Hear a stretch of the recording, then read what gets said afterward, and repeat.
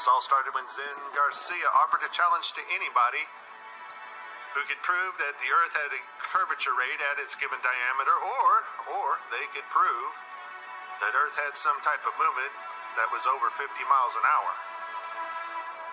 In the court of law, neither one could be proved. Which is very interesting because the judge had to decide this case based on the information provided by the litigants. And so we have to ask ourselves the question, since Flat Earth won, did the person backing the spinning ball Earth theory provide enough information for the judge to convince her to take their side? And the answer is no. We have to also ask ourselves if William Thomas was the right person to go into court that day and be a spokesperson on behalf of the spherical Earth. Because whatever happened in court, William Thompson did not impress the judge with the information he provided to collect his $15,000.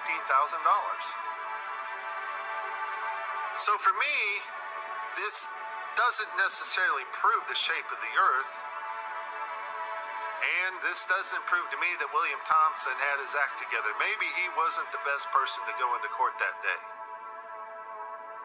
But what it does prove to me, and is very telling, and should prove to you,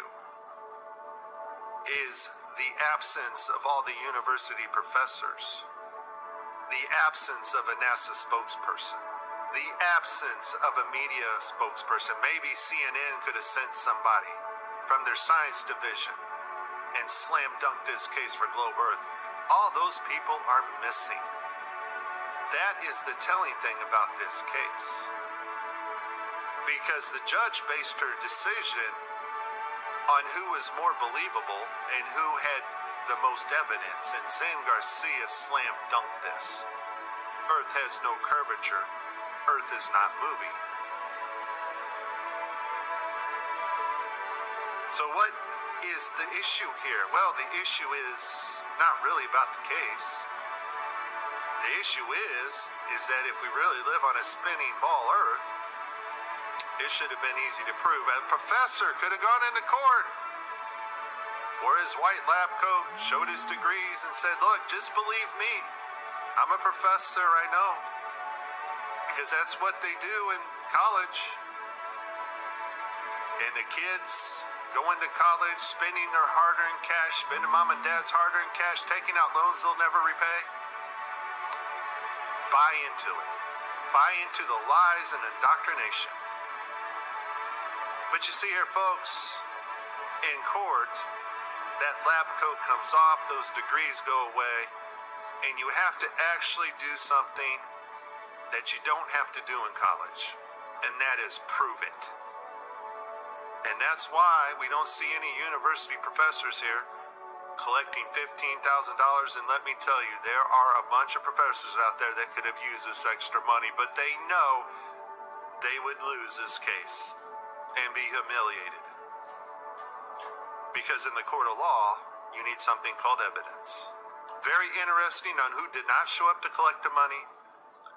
And this is not about, we told you so, this is not about we're right, you're wrong. All we're asking you to do is consider who you believe.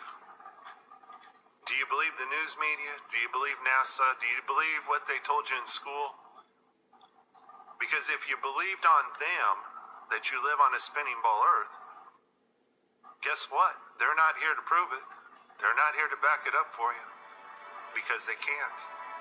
We're just asking you to humble yourself and look at the information we present to you.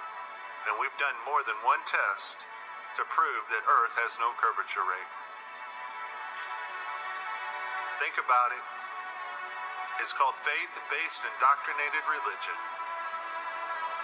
And what you think is science, what you think is logic, well, who did you hear it from? Do you trust that source? And I, for one, trust nothing coming out of the news media, and none of the sciences our government propagates. And you, too, should also consider, have you proven it for yourself? This is Mike. Please like and subscribe, and share this video. And the Earth remains flat.